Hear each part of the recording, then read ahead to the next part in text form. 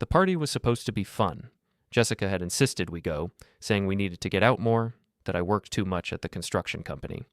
She wore that black dress that hugged her curves, the one that made other men stare. I should have known something was wrong when she spent 2 hours getting ready for what she called just a casual get-together. Though, the house belonged to one of her law firm colleagues, a sprawling colonial in the suburbs of Portland. I nursed a beer in the corner, watching Jessica work the room like she owned it. That's when I saw him walk in, Derek Matthews, her ex-boyfriend from college, the guy she claimed to hate, the one she said was ancient history whenever his name came up. But the way her face lit up when she spotted him across the crowded living room told a different story entirely. Something cold settled in my chest as I watched them gravitate toward each other. They tried to be casual about it, stopping to talk to other people first, but I could see the magnetic pull between them. I'd been married to Jessica for 3 years. I knew her tells. I positioned myself near the kitchen, pretending to grab another beer while keeping them in my peripheral vision. They were talking by the fireplace now, standing closer than old friends should. Her hand touched his arm when she laughed. His eyes lingered on her face, then dropped lower. "Nick, right?" A voice beside me made me jump. It was Tom Brennan, Jessica's colleague who was hosting the party. "You look like you need something stronger than beer."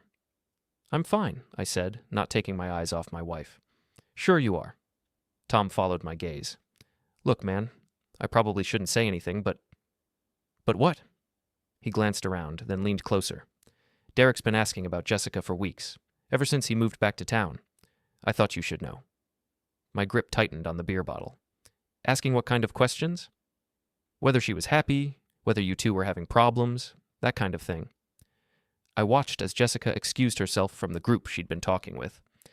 Derek did the same a moment later. They were heading for the stairs. "Thanks for the heads up," I told Tom, setting down my beer. I followed them upstairs, my heart pounding. The second floor was dimmer, quieter. I could hear Jessica's laugh coming from behind a closed door at the end of the hall. I approached slowly, my footsteps muffled by the thick carpet. The door wasn't fully closed. Through the crack, I could see them on the bed. Jessica's black dress was hiked up around her waist. Derek's hands were in her hair. They were kissing like teenagers, desperate and hungry. I stood there for what felt like hours, but was probably only seconds, watching my wife cheat on me with the man she claimed to despise. Then Derek's hands started working on her dress zipper, and I couldn't watch anymore. I pushed the door open. "Well, this is interesting." They sprang apart like they'd been electrocuted. Jessica's face went through several emotions in rapid succession: shock, fear, guilt, and finally, defiance. "Nick, I can explain." "I'm sure you can." I stepped into the room, closing the door behind me. Derek was scrambling to button his shirt, his face red with embarrassment and panic. "Look, man, this isn't what it looks like," he stammered. I laughed, but there was no humor in it. "Really? Because it looks like my wife was about to fuck her ex-boyfriend at a party. Did I miss something?" Jessica stood up, smoothing down her dress with shaking hands. But instead of the apology I expected, instead of tears or begging for forgiveness, she rolled her eyes. "Oh, come on, Nick. Don't be so dramatic." The casual dismissal hit me like a physical blow. "Dramatic?" "Yes, dramatic. Look, nothing really happened. We were just talking." "Talking, with your tongue down his throat." She sighed like I was being unreasonable. "Fine, we kissed. Big deal. It's not like I enjoyed it." Derek looked between us, clearly wanting to be anywhere else. "Maybe I should go?" "Stay," I said without looking at him. "I want to hear this explanation." Jessica crossed her arms, her defiance growing stronger. "If I cheated and I didn't enjoy it, then it doesn't count. If I loved it, then yeah, that would be cheating. But I didn't, so it doesn't count." The logic was so twisted, so self-serving, that for a moment I couldn't speak. This was the woman I'd married, the woman I'd planned to have children with, the woman I'd trusted with my heart. "It doesn't count," I repeated slowly. "Exactly. I mean, come on, Nick. We've been together for years. Sometimes people make mistakes. Sometimes they get caught up in the moment. But if there's no emotional connection, if there's no pleasure in it, then it's not really betrayal, is it?" I nodded thoughtfully. "You're absolutely right." Relief flooded her face. "I knew you'd understand. You're so logical, so practical. That's why I love you." "And if I don't like the idea of staying married to someone who sleeps with her ex," I continued in the same calm tone, "then I have every right to tell my lawyer I don't like the idea of not filing for divorce. And I don't like the idea of you refusing to sign the papers." The color drained from her face. "What?" "You heard me. If your cheating doesn't count because you didn't enjoy it, then my leaving doesn't count as abandonment because I won't enjoy it either. Derek was already backing toward the door. I'm going to leave you two to work this out. Smart man, I said, still looking at Jessica. Unlike some people in this room. After Derek fled, Jessica tried a different approach. The defiance crumbled, replaced by tears that looked practiced. Baby, please, you're overreacting. It was just a stupid mistake. It meant nothing. I know it meant nothing. That's the problem. We drove home in silence. Jessica stared out the passenger window, occasionally sniffling. I focused on the road, my mind already working through the logistics of what came next. She thought she'd won. She thought her twisted logic had somehow absolved her of responsibility. She had no idea that she'd just handed me the perfect justification for what I was about to do. When we got home, she went straight to bed, claiming a headache. I sat in my home office staring at my computer screen. 3 years of marriage, 3 years of building a life together, and she threw it away for something that didn't count.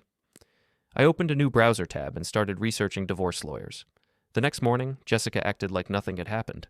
She made coffee, kissed my cheek, and chatted about her day as if she hadn't been grinding on her ex-boyfriend 12 hours earlier. I've got that big deposition today, she said, buttering her toast. Might be late tonight. Sure, I said, not looking up from my newspaper. I'll probably work late too. Got that Henderson project to finish. She smiled, clearly relieved that we were back to normal. Great. Maybe we can grab dinner this weekend? That new Italian place you wanted to try? Sounds perfect. After she left for work, I called in sick to my construction job. Then I called Mark Patterson, the best divorce attorney in Portland.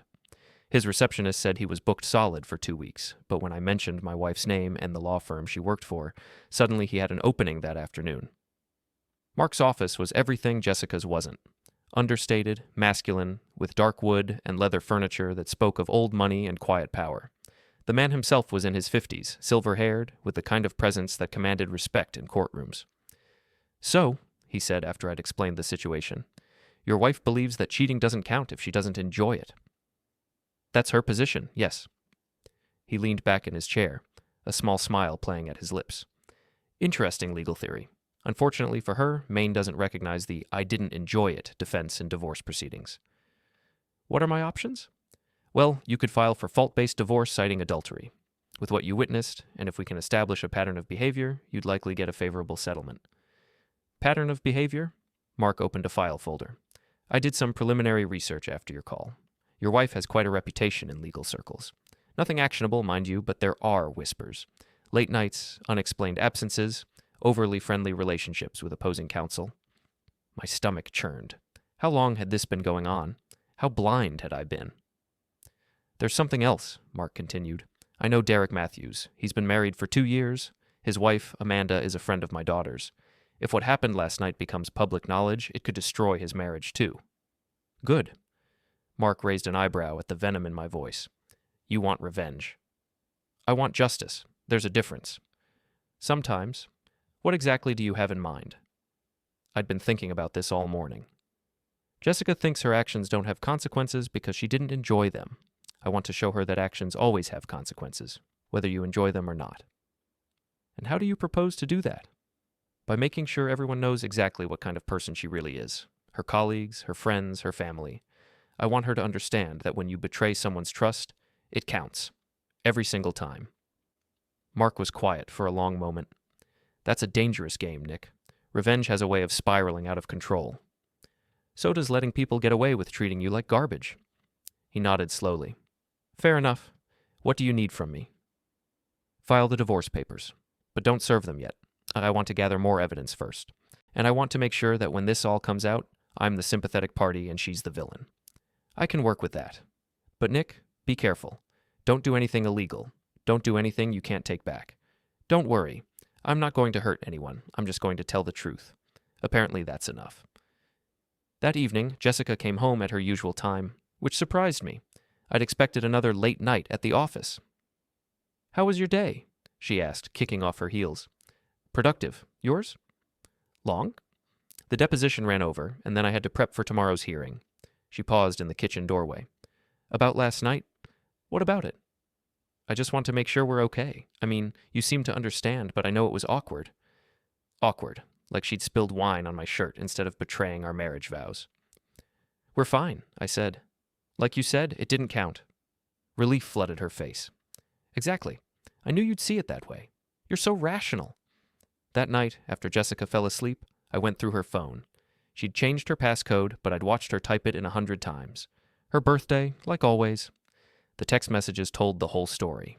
Derek wasn't the only one. There was Marcus, a prosecutor she'd been working late with for months. There was James, her personal trainer, who apparently provided more than just fitness coaching. There was even a string of messages with Tom Brennan, the guy who'd hosted the party and tried to warn me. Each conversation followed the same pattern. Flirtation, escalation, arrangements to meet, and then radio silence for a few days before starting over again. She was methodical about it, keeping each relationship in its own compartment, never letting them overlap. But the most damaging messages were the ones she'd sent to her best friend Carol. Screenshots of our joint bank account balances, complaints about my job, my clothes, my friends, speculation about how much she could get in a divorce settlement. Nick's sweet, but he's not exactly husband material, she'd written just 2 weeks ago. I mean, he's a construction foreman. There's no real future there. I'm thinking of upgrading. Upgrading. Like I was a cell phone. I took photos of everything with my personal phone, then put her phone back exactly where I'd found it. Tomorrow, I'd start making copies of our financial records. I wanted to be thorough. Jessica stirred beside me, reaching out in her sleep. Her hand found my arm, and she smiled, still dreaming. For a moment, I felt a pang of something that might have been regret. Then I remembered her words. It doesn't count if I didn't enjoy it. I moved her hand away and got up to use the bathroom. In the mirror, I looked older than my 34 years, tired, worn down by 3 years of marriage to a woman who saw me as a placeholder until something better came along. But I didn't look defeated. Not anymore. I looked like a man with a plan. Over the next 2 weeks, I became a different person. Jessica didn't notice because she was too busy with her work commitments, but I was methodically documenting every aspect of our marriage and her infidelities. I installed a security camera in our garage, ostensibly to protect my tools, but actually to record her comings and goings. I made copies of all our financial records, photographed her text messages whenever she left her phone unattended, and started keeping a detailed journal of her lies. The pattern was worse than I'd imagined. She wasn't just cheating, she was living an entirely separate life. The nights she claimed to be working late, she was at hotels with various men. The weekend girls' trips were actually romantic getaways. Even her gym membership was a cover story. She was meeting James at his apartment, not the fitness center. But the real revelation came when I hired a private investigator recommended by Mark Patterson. Sarah Chen was a former police detective who specialized in matrimonial cases. She was professional, discreet, and ruthlessly efficient. "Your wife is sloppy," she told me during our second meeting. "She thinks she's being clever, but she leaves a digital trail a mile wide. Credit card receipts, GPS data from her phone, social media check-ins she forgot to turn off. It's like she wants to get caught." She spread a collection of photographs across her desk. Jessica entering a downtown hotel with Derek. Jessica having lunch with Marcus at a restaurant across town. Jessica in James's apartment building, clearly visible through the lobby's glass doors. "The most interesting thing is this," Sarah continued, pulling out a bank statement. "She's been moving money from your joint accounts into a personal account you don't have access to. Small amounts, nothing that would trigger alerts, but it adds up. She's stolen nearly $15,000 over the past 8 months. My hands clenched into fists. She's been planning this. It looks that way. She's building a nest egg for when she leaves you. The question is, what do you want to do about it? I thought about Jessica's dismissive attitude, her casual cruelty, her complete lack of remorse. She thought she was so smart, playing me for a fool while she prepared to discard me like yesterday's newspaper. I want to expose her, all of it. I want everyone to know exactly what kind of person she is. Sarah nodded. I can help with that, but you need to be strategic. If you come across as vindictive or unhinged, it'll backfire. You need to be the wounded husband seeking justice, not the angry ex looking for revenge. What do you suggest? Start with her workplace. Lawyers are gossips, and they love a good scandal. If word gets out that she's been having affairs with opposing counsel and using confidential case information to arrange meetings, it'll destroy her professionally. She's been sharing case information? Sarah smiled grimly. Check the timestamps on her text messages with Marcus. She's been telling him about plea negotiations before they're finalized. It's not technically illegal, but it's a serious ethical violation. Over the next few days, I refined my plan. I wouldn't just expose Jessica's affairs. I'd systematically dismantle the life she'd built on lies and betrayal. Her career, her friendships, her reputation, even her relationship with her family. She wanted to upgrade from me, fine, but she'd do it from the bottom of the social ladder. The first step was her sister, Michelle. They were close, talking almost daily, and Michelle had always looked down on me. She made no secret of thinking Jessica had married beneath her station. I called Michelle on a Thursday afternoon when I knew she'd be home from her part-time job at the art gallery. "Nick, is everything okay? You never call?" "I need to talk to you about Jessica. It's important." There was a pause. "What about her?" "She's having affairs, multiple affairs. I have proof." Silence stretched between us. Then, "That's impossible. Jessica would never—" "I caught her with Derek Matthews at a party 2 weeks ago. She told me it didn't count because she didn't enjoy it." "She said what?" I could hear the disbelief in her voice, followed quickly by something else. Recognition, maybe, like this explained things she'd been wondering about. "There are others, too. Her trainer, a prosecutor she works with, probably more I haven't found yet. She's been stealing money from our joint accounts and planning to leave me." "Nick, I don't know what to say. I had no idea." "I don't think anyone did. She's very good at compartmentalizing, but I thought you should know before this all comes out publicly." After I hung up, I felt a grim satisfaction. Michelle would tell their mother, who would tell Jessica's aunts and cousins. The family gossip network would have the story spread throughout their social circle by the weekend. Next, I called Tom Brennan, the colleague who'd tried to warn me at the party. It turned out he had his own reasons for disliking Jessica. "She's been undermining me at the firm," he told me over drinks at a bar downtown. "Taking credit for my research, bad-mouthing me to the partners. I've been documenting it, but I wasn't sure anyone would believe me." "What if I told you she's been having an affair with Marcus Riley?" Tom nearly choked on his beer. "The prosecutor? The one she's been working that big embezzlement case with?" "Among others. I have photos, text messages, financial records. She's been using confidential case information to arrange meetings with him." Oh, Jesus Christ. If the partners find out, she'll be disbarred. "Only if someone tells them." Tom was quiet for a long moment, staring into his beer. "You know, there's a partners meeting next week. They're discussing year-end bonuses and promotions. If certain information happened to come to light before then, that would be unfortunate timing for Jessica. Very unfortunate." We shook hands when we parted ways. Tom had his own reasons for wanting Jessica's career to implode, and I'd just given him the ammunition to make it happen. The final piece of the puzzle was Derek's wife, Amanda. Sarah had done some research on her. She was a pediatric nurse, well-liked in the community, with no idea that her husband was cheating. I struggled with this part. Amanda was innocent in all this, and what I was about to do would destroy her world. But she deserved to know the truth, and Derek deserved the consequences of his actions. I sent the photos anonymously, along with a simple note. "Your husband was with this woman at Tom Brennan's party on March 15th. I thought you should know." Then I sat back and waited for the dominoes to fall. The explosion happened faster than I'd expected.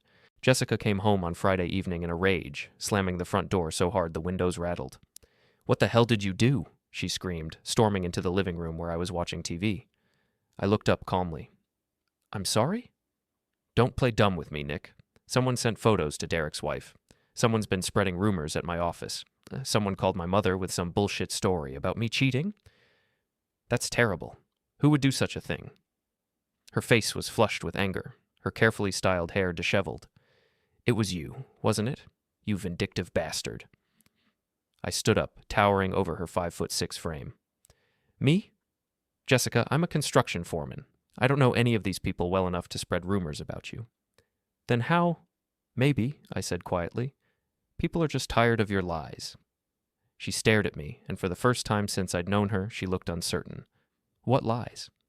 "The lies about working late when you're at hotels with other men, the lies about girls' trips when you're having romantic weekends, the lies about loving me when you've been planning to leave for months." Her mouth opened and closed like a fish. "I don't know what you're talking about." I walked to the kitchen and returned with a manila folder. $15,000, Jessica. That's how much you've stolen from our joint accounts over the past 8 months. Were you planning to use that money to set up your new life? She grabbed for the folder, but I held it out of reach. "Where did you get this?" "Doesn't matter. The point is, your secret's out. All of your secrets." The doorbell rang, interrupting our confrontation. Through the front window, I could see Carol, Jessica's best friend, standing on our porch. Her face was grim. "I'll get it," I said, but Jessica pushed past me. "Carol, thank God you're here. Nick's lost his mind. He's making up these crazy stories." "Are they made up?" Carol asked quietly. Jessica froze. "What?" The stories about you and Derek, and Marcus, and that trainer James. Carol's voice was flat, emotionless. Are they made up, Jess? How do you? Derek's wife called me. She found photos of you two together. She wanted to know if I knew anything about it. Carol stepped into the house, closing the door behind her. So I started thinking about all those times you asked me to cover for you, all those lies I told on your behalf. Jessica's face went white. Carol, please. I also got a call from your sister, and your mother, and Tom Brennan from your office. Carol's voice was getting louder with each word. Apparently half the city knows about your affairs now. It's not what you think. Really, because what I think is that my best friend has been using me as her alibi while she cheats on her husband and steals money from their joint accounts. I watched this exchange with grim satisfaction. Carol had been Jessica's closest friend since college, her confidant and partner in crime. If she was turning against Jessica, it meant the social destruction was complete. Carol, you have to understand, Jessica pleaded. My marriage was falling apart. I was lonely. I made some mistakes, but... Some mistakes? Carol's voice cracked. Jessica, you've been systematically lying to everyone who cares about you for months, maybe years. Do you have any idea what this makes me look like? I vouched for you. I defended you. I never asked you to. You didn't have to ask. That's what friends do. But you weren't being a friend. You were using me. The front door opened again, and Michelle walked in without knocking. Jessica's sister looked like she'd been crying, but her expression was hard as stone. Mom wants to see you, she told Jessica. Tonight. Michelle, I can explain. Explain what? That you've been cheating on your husband, that you've been stealing money, that you've been lying to our entire family? Jessica looked around the room desperately, like a trapped animal. This is all being blown out of proportion. Yes, I made some mistakes, but... Stop calling them mistakes, I said quietly. Mistakes are accidental. What you did was deliberate. You don't understand the pressure I've been under, the stress at work, the problems in our marriage.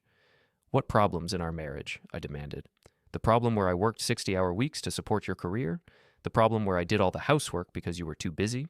The problem where I loved you unconditionally while you planned to betray and abandon me? Tears started rolling down her cheeks, but they looked calculated rather than genuine.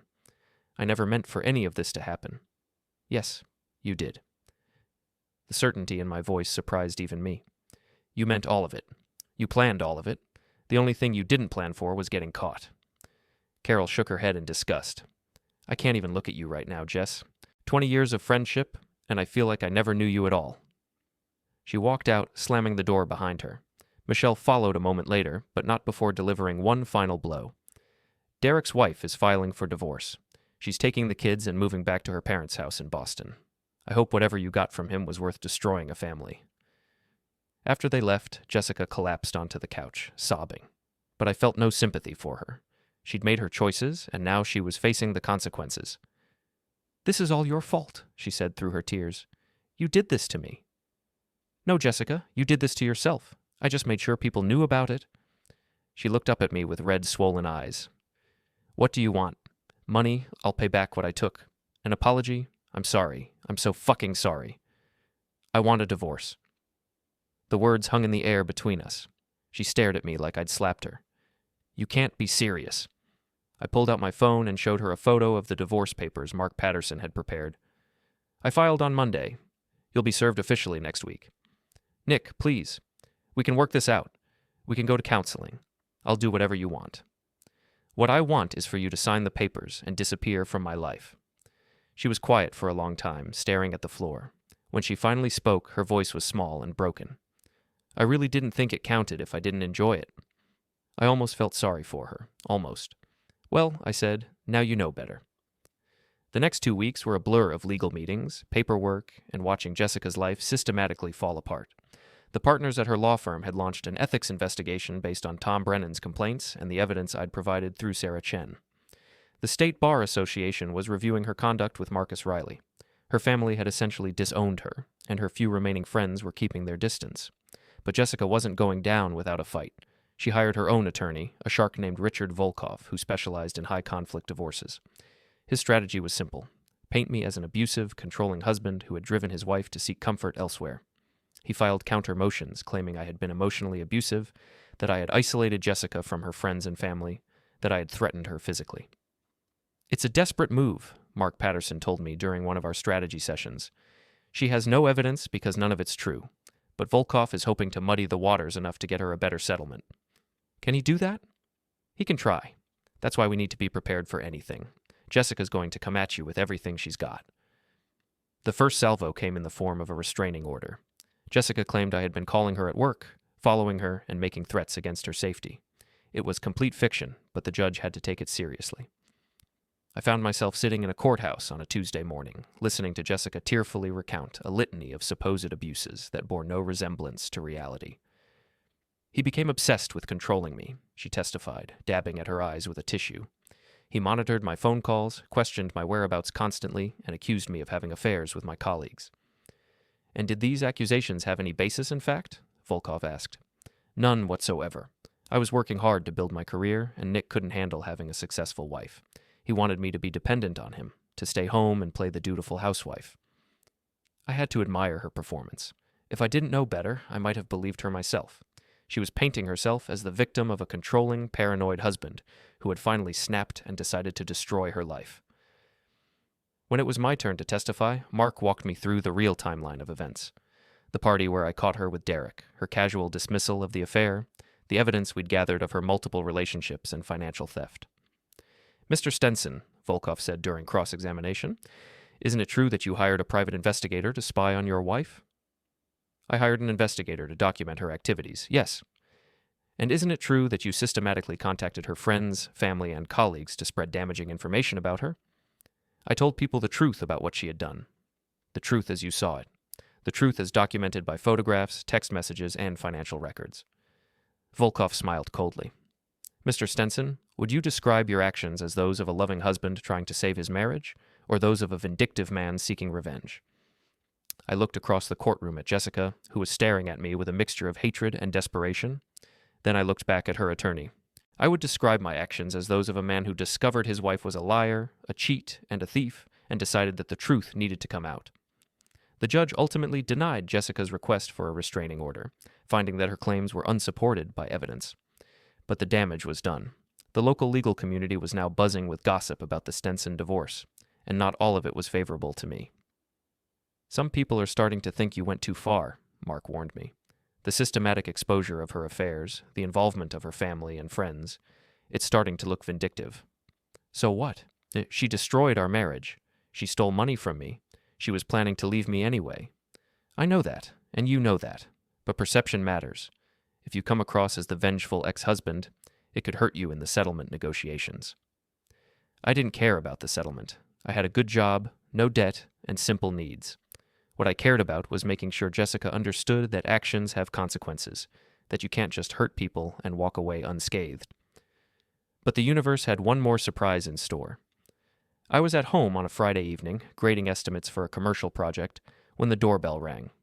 Through the peephole, I saw a woman I didn't recognize, mid-30s, blonde, with the kind of expensive clothes that screamed upper-middle-class suburbanite. "Can I help you?" I asked through the door.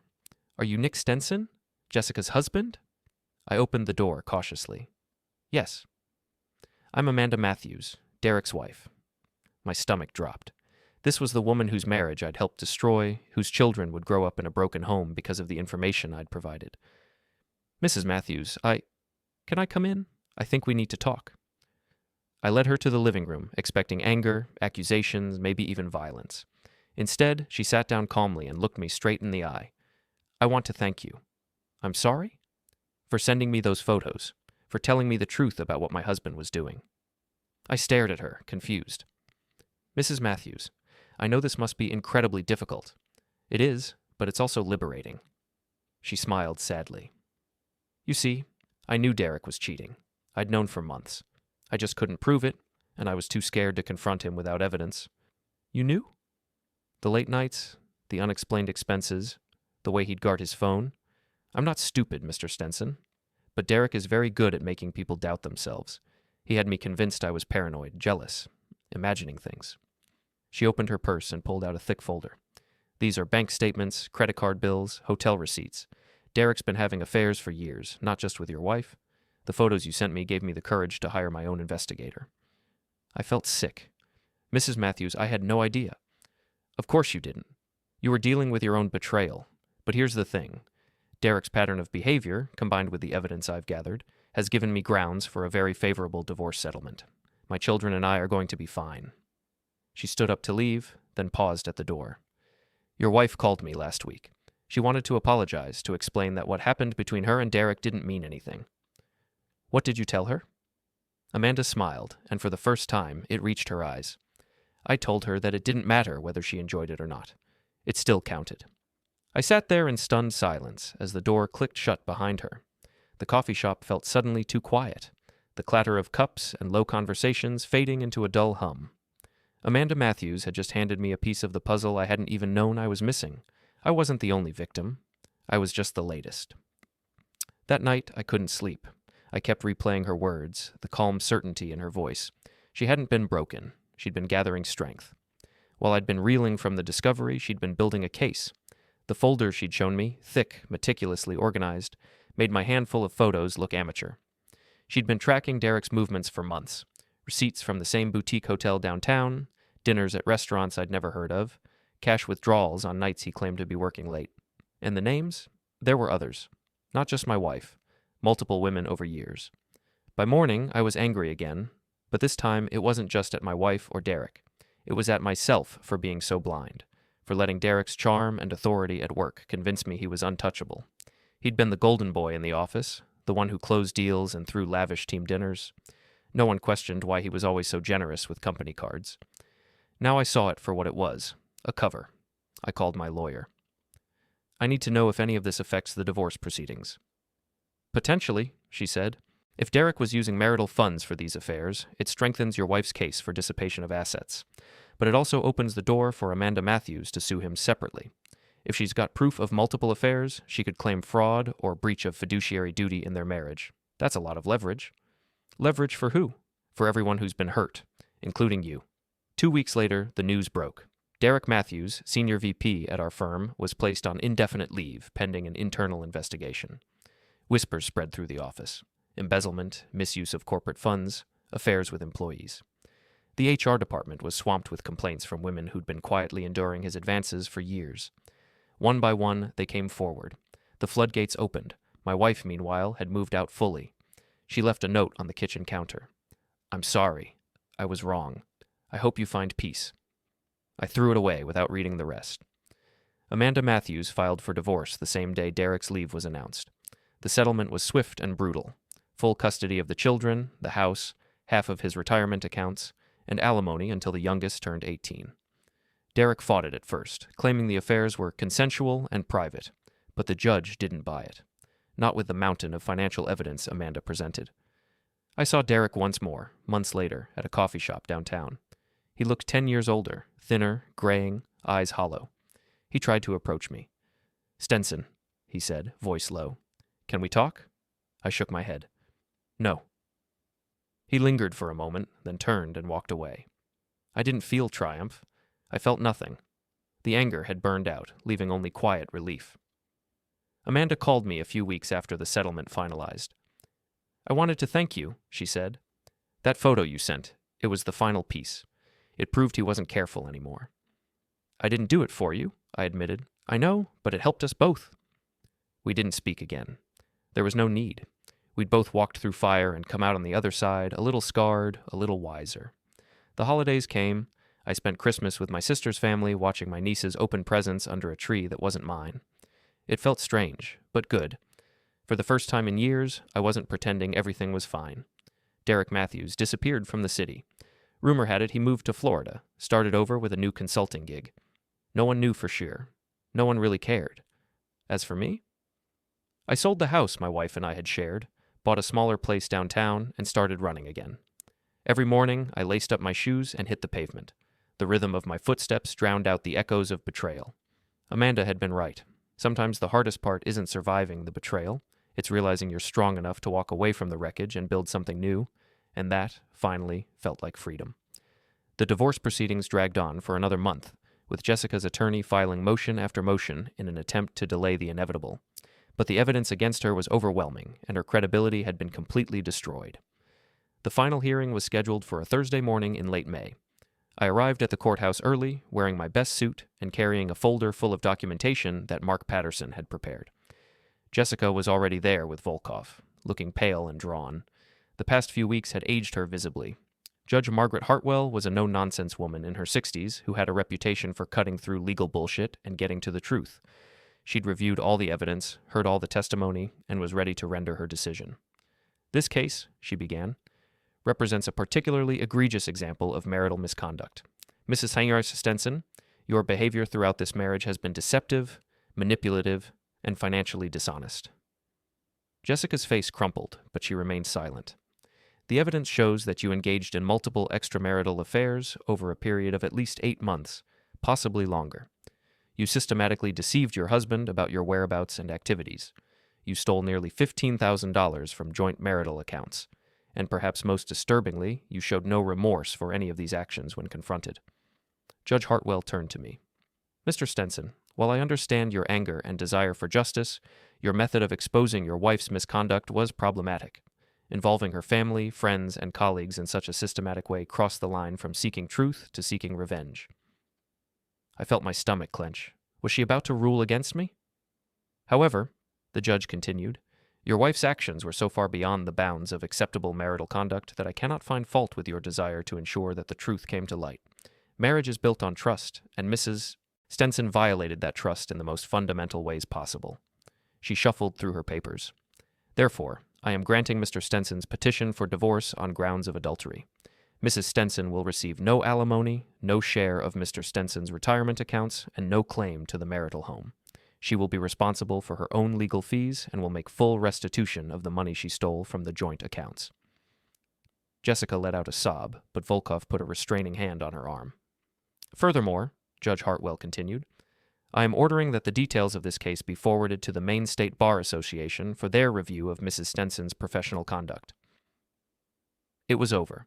After months of legal maneuvering, evidence gathering, and emotional warfare, it was finally over. Jessica had lost everything: her marriage, her money, her career, her reputation, her friends, her family's respect.